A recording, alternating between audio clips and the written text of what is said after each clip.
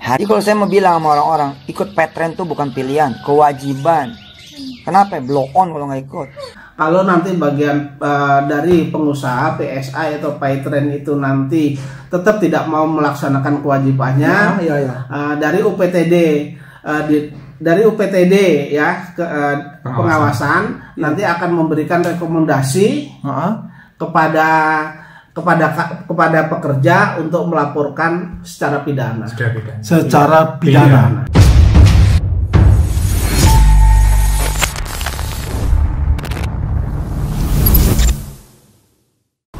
Bismillahirrahmanirrahim. Assalamualaikum warahmatullahi wabarakatuh. Kembali lagi bersama Salid Al-Walid. Masalah karyawan Paytrend mulai proses pidana karena Yusuf Mansur nyaman melakukan kejahatan. Tanda tanya. Ini adalah sebuah video yang diupload oleh Thoibah TV, wawancara Pak Darso Arif dengan Pak Zain Mustafa. Masalah karyawan Paytrend mulai proses pidana karena Yusuf Mansur nyaman melakukan kejahatan. Tanda tanya. Ini adalah sebuah video yang diupload oleh Thoibah TV, wawancara Pak Darso Arif dengan Pak Zain Mustafa.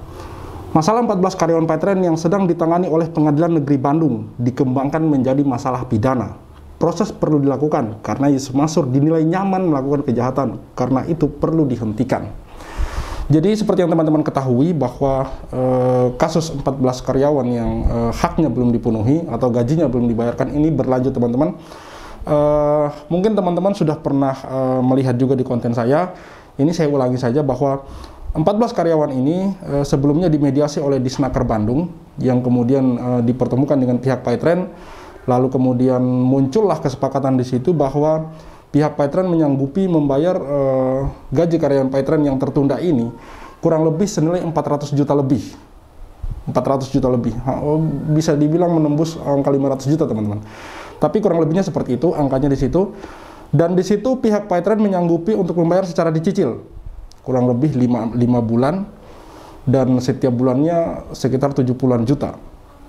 Namun mirisnya, fakta yang terjadi adalah ini kesepakatan ini sudah berlangsung beberapa bulan yang lalu ya, bahkan ini 2022 gitu loh. Mereka mulai membayar waktu itu kesepakatannya sekitar bulan Februari, awal bulan Februari, tanggal 5 bulan Februari. Dan mirisnya, teman-teman, pihak Paytrend ini cuma membayar satu kali saja. Sampai sejauh ini pihak Paytrend sudah baru membayar satu kali saja. Harusnya kan sudah lunas kalau dibayar rutin per bulan. Tapi kenyataannya Paytrend cuma membayar sekali doang, yaitu senilai 70 juta. Artinya ini kan sudah tidak sesuai kesepakatan. Dan lagi-lagi pihak Paytrend itu ingkar janji, teman-teman. Makanya kemudian kasus ini bergulir masuk ke ranah pidana, teman-teman. Dan kenapa ada nama Yusuf Mansur? Ya, teman-teman juga tahu bahwa Paytrend dan Yusuf Mansur ini adalah hal yang tidak bisa dipisahkan. Ada banyak video beredar mengenai Yusuf Mansur mempromosikan Paytrend, mengenai Yusuf Mansur mengajak orang untuk bergabung dengan Paytrend. Otomatis kebanyakan orang-orang bergabung dengan Paytrend baik sebagai member ataupun karyawan itu tidak sedikit banyak ada efek dari Yusuf Mansur itu sendiri. Teman-teman tahu di video saya kemarin saja itu ada pernyataan Yusuf Mansur yang mengatakan dengan sangat pedenya mengatakan bahwa masuk Paytrend itu wajib. Kalau Anda tidak bergabung dengan Paytrend itu sama juga blow on gitu. Itu kurang lebih pernyataan Yusuf Mansur seperti itu gitu. Artinya kan dari video itu saya bisa menarik kesimpulan bahwa sebenarnya yang paling bertanggung jawab atas apa yang terjadi dengan Paytrend ini adalah Yusuf Mansur gitu. Maka bersyukur saya karena ini sudah mulai masuk ke ranah pidana. Paling enggak ini bisa membuat efek jera lah kalau memang ini kemudian benar-benar bisa dijerat gitu pihak Paytrendnya ini, baik Yusuf Mansur dan kawan-kawan gitu. Karena apa, teman-teman? Seperti apa yang diungkapkan oleh Pak Zaini bahwa kalau ini tidak dihentikan, kemungkinan besar mereka ini akan membuat jaringan baru, akan membuat nama baru, lalu kemudian bisa terjadi lagi, terulang lagi apa yang terjadi dengan Paytrend, apa yang terjadi dengan orang-orang yang dirugikan dalam Paytrend, kemungkinan besar bisa terulang lagi, teman-teman. Inilah yang kami takutkan. Inilah yang kami takutkan gitu. Kalau ini dibiarkan, orang-orang akan berpikir, wah, mudah dong gitu. Dan bisa jadi orang yang diduga kuat pertama yang akan melakukan ini adalah mereka-mereka juga gitu, teman-teman. Oke, kita simak wawancara Pak Darso Arif dengan Pak Zaini Mustafa. Pak Zaini Mustafa, Pak Sudaryanto, dua pengacara kita hari ini berada di Kota Bandung. Agendanya apa ini, Pak? Terkait dengan apa ini, Pak? Disilakan, Pak. Baik. Hari ini tuh saya berada di Kota Bandung. Satu tujuan adalah menyampaikan Pak, menyampaikan surat pengaduan atau melaporkan PT PSI atau Paitren Pak, Ya. PSI atau Paitren begitu Pak, berkaitan dengan 14 karyawan Pak. Dilaporkan ke mana lagi nih Pak? Jadi saya memasukkan surat ke UPTD Pengawasan Ketenagakerjaan Wilayah 4 Bandung Pak.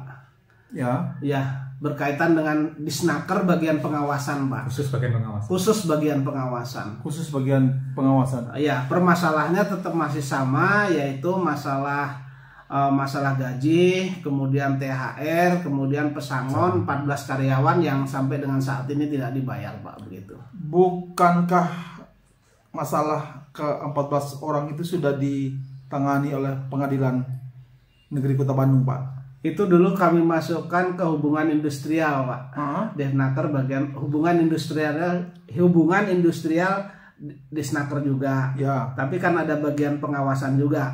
Yang ke sana tetap berjalan, kemudian yang ke pengawasan juga berjalan, Pak. Nanti pengawasan ini fungsinya apa nih Pak Jenny?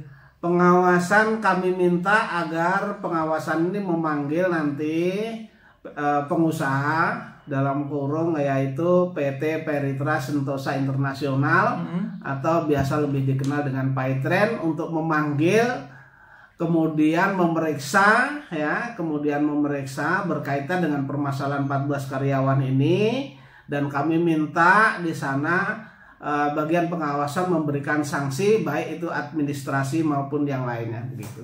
Gitu ya Pak? Iya. Berarti fungsi pengadilan PHI dengan Tetap jalan Pak. Tetap Jalan. Jadi pengadilan permohonan eksekusi itu tetap jalan. Ya. Terus kemudian ke pengawasan juga kami laporkan. Karena itu memang diperbolehkan, ada beberapa saluran yang bisa kami tempuh Pak. Jadi dua-duanya jalan ini Pak. Dua-duanya jalan, iya. Jadi kita pakai berbagai upaya yang ada Pak. ya. Yang setelah yang ada upaya yang ada kita pakai. Pak, bentuk sanksi dari UPTD ini nanti bisa jelaskan, dirincikan lagi Pak? Bisa pertama adalah yang paling ringan adalah teguran. Ya. Kemudian yang terberat adalah penutupan Pak dari perusahaan. Perusahaan itu. Iya. Kalau umpamanya nih Pak, memang perusahaannya sudah tidak ditemukan operasionalnya lagi, bagaimana tuh Pak?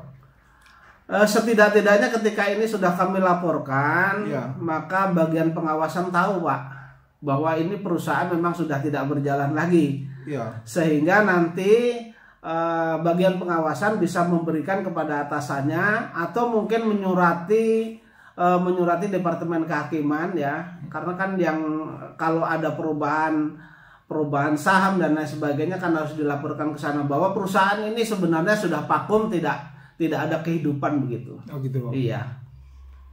Terhadap karyawan sendiri Pak, Iya. karyawan 14 orang ini Pak. Iya. Nanti dari UPTD ini apa yang mereka dapatkan setelah Pak Zeni melaporkan? Harapan saya ketika UPTD bagian pengawasan ini, Depnaker bagian tenaga kerjaan bagian pengawasan ini memanggil lalu nanti memeriksa, harapan saya dari Paitren sendiri membayar hak-haknya karyawan gitu. Atau setidak-tidaknya kalau itu tidak terjadi seperti itu, setidak-tidaknya bahwa Paitren itu sudah diketahui bahwa Paitren sudah diketahui oleh bagian pengawasan bahwa Paitren itu memang tidak menjalankan kewajibannya begitu. Kewajiban dari Paitren itu kan membayar gaji. Ya. Gaji itu hak normatif daripada pekerja. Kemudian pekerja kewajibannya adalah bekerja. Nah, pekerja kan sudah melakukan pekerjaan, tinggal sekarang menuntut gajinya begitu. Gitu Pak. Jadi setidak-tidaknya nanti akan tahu Depkumham juga akan tahu, Dinas Ketenagakerjaan juga akan tahu bahwa Paitren, kemudian pengurusnya si A si B, kemudian orangnya si A si B, bahwa ini mempunyai cacat begitu. Ya. Pak Zeni bisa tunjukin ke kami surat Pak Zeni. Jadi surat yang aslinya sudah saya masukkan ya Pak ya. Ya. Ini fotokopinya, kemudian ini tanda terimanya Pak. Nah, tanda terimanya sudah ada tanda terima, kemudian dicap Pak. Tanggal 19. Cap basah Ya. hari ini. Gitu. Hari ini ya Pak. Iya. Pak, biasanya surat seperti ini prosesnya berapa lama nih Pak? Biasanya ini kan didisposisikan kemungkinan besar sekitar 2 mingguan. 2 mingguan ya? Iya. Maksud Pak Jenny 2 minggu itu 2 minggu biasanya akan mungkin, dipanggil? Iya, 2 minggu biasanya nanti dari ini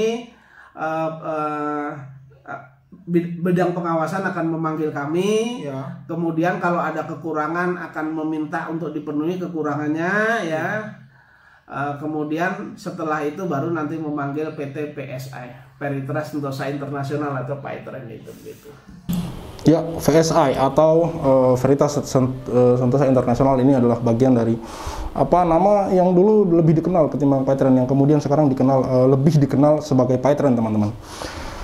Dan ini saya lebih sepakat bahwa ya kalau memang sudah tidak berjalan ditutup sekalian gitu. Jangan kemudian menjadi abu-abu, menjadi ambigu. Jangan sampai kemudian ini diam, ini kemudian tenggelam lagi, lalu kemudian Paitren ternyata masih beroperasi. Sementara masih banyak jejak-jejak pahitnya yang belum diselesaikan gitu. Contohnya yang paling sederhana ya, yang paling kelihatan ya gaji karyawan gitu. Yang belum terselesaikan, pesangon, THR tadi disebutkan oleh Pak Zaini Mustafa ya. Yang saya mau tegaskan di sini atau yang saya mau tanyakan di sini adalah apakah Yusuf Mansur ini saya lagi-lagi kenapa saya mengarah ke Yusuf Mansur? Karena memang Yusuf Mansur yang bertanggung jawab dengan Paitren ini, dan harusnya Yusuf Mansur yang mengambil tindakan. Karena dia orang yang menurut saya punya wewenang kuat di Paitren ini gitu. Maksudnya begini, Yusuf Mansur ini kan orang yang paham agama gitu loh. Orang yang kita kenal sebagai orang yang sering berbicara tentang agama gitu. Apakah seorang Yusuf Mansur ini tidak paham hadis tentang bayarlah keringat karyawanmu sebelum, bayarlah gaji karyawanmu atau hak karyawanmu atau buruhmu atau pekerjamu sebelum keringatnya mengering, teman-teman. Ini waktu hitungan tahun bukan lagi mengering, teman-teman. Ini udah jadi apa gitu loh. Apakah seorang Yusuf Mansur tidak paham akan hal ini gitu? Saya sanksi kalau dia bilang dia tidak paham, karena harusnya dia yang paling paham gitu. Karena saya saja yang awam, yang tidak terlalu banyak paham mengenai ilmu agama, tahu akan hal ini gitu. Bayarlah upah dari buruhmu, dari karyawanmu, ya itulah turunannya gitu, sebelum keringatnya mengering. Artinya hak itu dibayarkan sesuai tenggat waktunya gitu. Gaji per bulan ya dibayar gaji per bulan gitu. Jangan kemudian ini tertunda sampai berapa tahun, lalu kemudian terjadi hal-hal seperti ini masih juga mereka belum sadar, masih juga mereka ingkar janji. Masih juga kemudian ini ditunda-tunda sampai masuk ke ranah pengadilan, teman-teman. Ini cara berpikirnya seperti apa, saya nggak paham gitu loh. Apakah memang ingin lari dari tanggung jawab atau bagaimana gitu? Makanya saya sepakat ketika ini sudah mulai masuk ke ranah pidana, ya mungkin ini adalah efek jera gitu. Efek jera dari semua ini gitu. Mari kita saksikan cerita-cerita selanjutnya, teman-teman. Akan seperti apa ke depannya. Semoga pihak-pihak yang menangani ini itu berlaku adil gitu. Semoga pihak-pihak yang kemudian menjadi mediator di kasus ini, baik itu entah nanti masuk ke ranah persidangan atau apapun itu berlaku adil, teman-teman. Karena terus terang ini hak dari para karyawan ini harus segera dilunaskan gitu. Ini kemudian akan menyusul karyawan-karyawan yang lain gitu. Karena ini bukan 1-2 orang yang haknya tidak diselesaikan, teman-teman. Jadi ini bagi saya bukan masalah sepele, ini masalah besar gitu. Karena ini menyangkut saudara kita sebangsa dan setanah air, menyangkut saudara kita seagama, menyangkut saudara kita seakidah gitu. Saudara kita, teman-teman, bukan siapa-siapa gitu. Jadi saya selalu memposisikan diri saya ke mereka bagaimana ketika hal ini menimpa saya gitu. Kalau kemudian tidak ada yang bersuara, kalau tidak ada orang seperti Pak Darso, Pak Zaini Mustafa gitu, maka mereka tidak akan ada seperti ini gitu, tidak akan perkembangan seperti ini gitu, menghilang begitu saja, tidak diberikan haknya, teman-teman. Baik, kita lanjut. Pak Jenny, Pak Sudar, mungkin di antara kita ada yang bertanya, perbedaan antara Dinas Tenaga Kerja itu dengan UPTD ini fungsinya di mana, Pak? Iya, kalau Dinas Ketenagakerjaan itu posisinya ketika kita membuat laporan adanya sengketa, mereka akan memediasikan, Pak. Kemudian kalau mediasi tidak memenuhi, mediasi itu misalnya tidak tercapai, lalu mereka memberikan rekomendasi untuk mengajukan gugatan ke pengadilan hubungan industrial. Oh iya, begitu. Seperti yang selama ini proses itu. Iya. Tapi kalau Dinas Ketenagakerjaan itu nanti akan memanggil, kemudian memeriksa. UPTD. Ya, bagian pengawasan, UPTD, bagian pengawasan, dia akan memanggil, kemudian nanti memeriksa. Setelah diperiksa, ternyata memang benar apa yang kami laporkan, lalu mereka memberikan sanksi, Iya. bisa sanksinya bisa teguran, bisa juga penutupan sementara atau penutupan permanen. Iya. Gitu.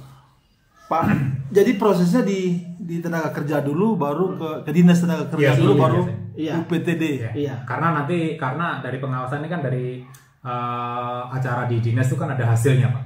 Oh gitu. Maksudnya itu hasilnya anjuran itu hasilnya. Oh. Nah, anjuran itu atau anjuran atau kesepakatan bersama itu yang nanti apabila tidak dilaksanakan akan kita adukan ke bagian pengawasan. Oh. Jadi nggak bisa ujuk-ujuk langsung pengawasan. Biasanya seperti itu. Gitu ya Pak. Iya. Dan satu lagi Pak, nanti harapan saya ketika ini nanti PyTrend atau PSI itu sudah diperiksa, kemudian ternyata apa yang kami laporkan benar, kalau nanti bagian dari pengusaha PSI atau PyTrend itu nanti tetap tidak mau melaksanakan kewajibannya, dari UPTD dari UPTD ya ke pengawasan nanti akan memberikan rekomendasi kepada pekerja untuk melaporkan secara pidana.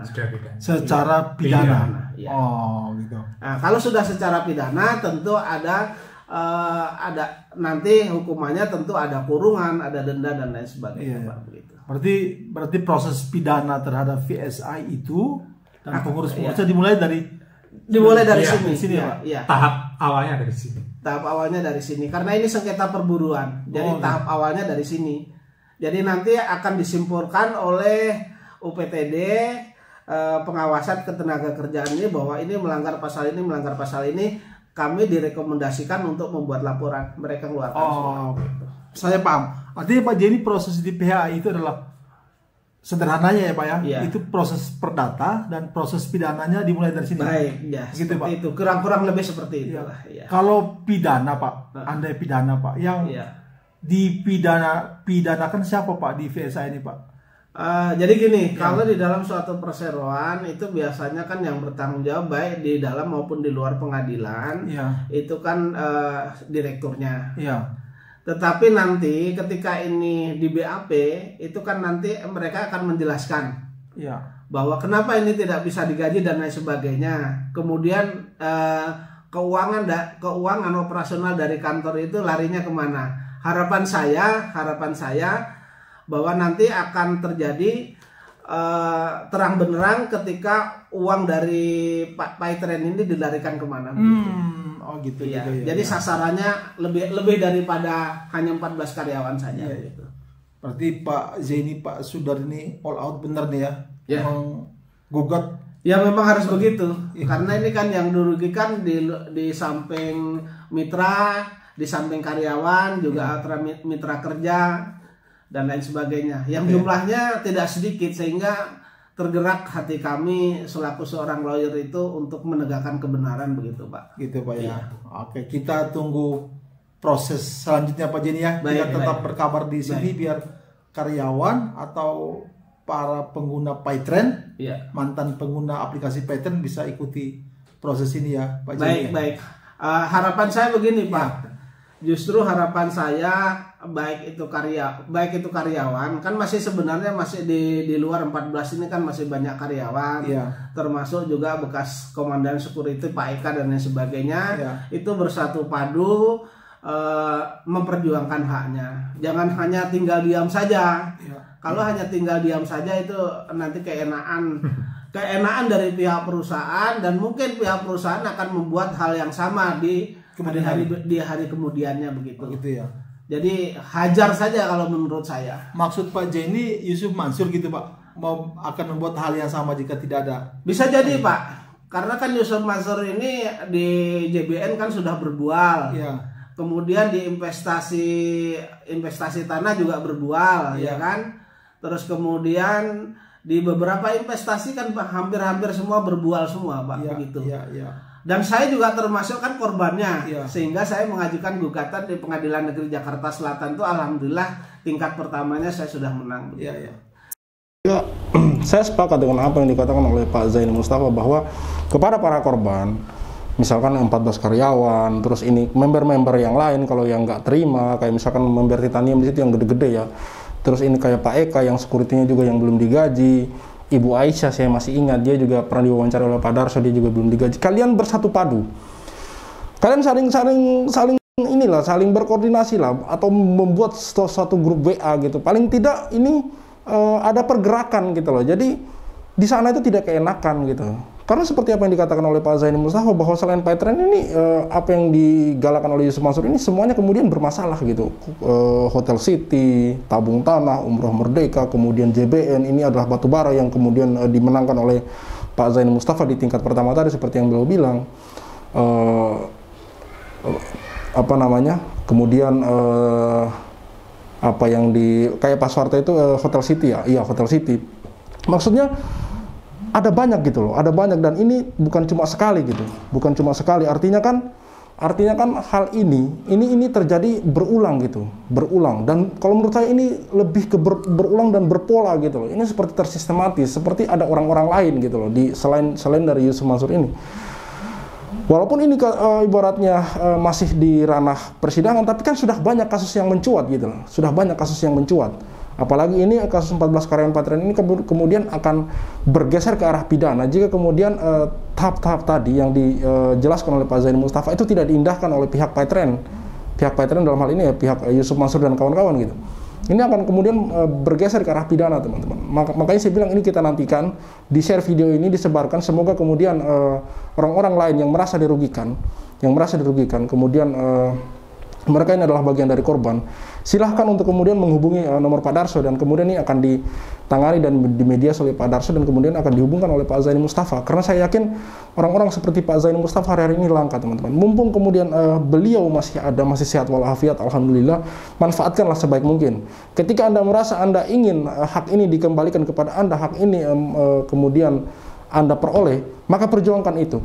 Karena sesungguhnya teman-teman, memperjuangkan hak atau memperjuangkan harta kita itu adalah bagian dari jihad. Karena disinilah kemudian tolak ukurnya gitu. Dan kalian perlu, teman-teman perlu ingat bahwa ada yang sebenarnya orang-orang yang membutuhkan sekali uang itu, membutuhkan sekali harta itu, tapi mereka tidak bisa berbuat apa-apa. Contohnya kemarin seperti Pak Soeharto, sampai menangis terseduh-seduh, teman-teman.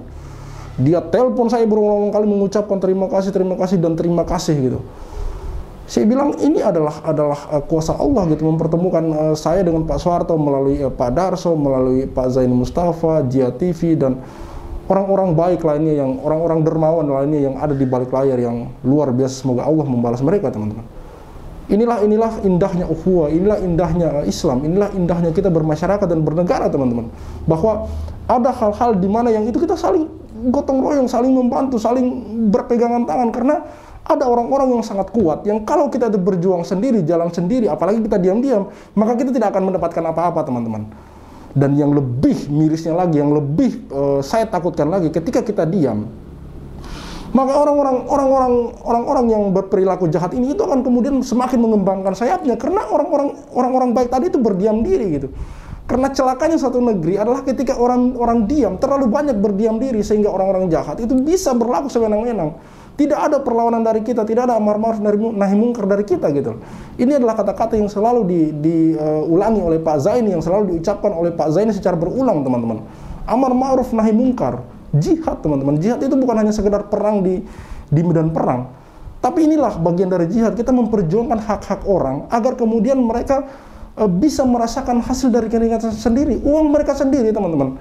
Sekali lagi saya tegaskan bahwa ini bukanlah masalah sedekah. Ini bukan bab sedekah. Yang kita perjuangkan untuk kembali ke tangan para korban ini bukan bab sedekah, teman-teman. Tapi bab investasi, gaji karyawan. Itu hak mereka, murni hak mereka, teman-teman. Jadi apapun yang akan kalian sampaikan, yang sering mengkontra kami, yang mengatakan bahwa ini adalah ghibah, itu segala macam. Sekali lagi saya katakan bahwa celakanya satu bangsa, celakanya satu negeri adalah karena diamnya orang-orang baik. Sehingga orang-orang jahat bebas melakukan apa saja. Khalid Al-Walid, see you on the next videos.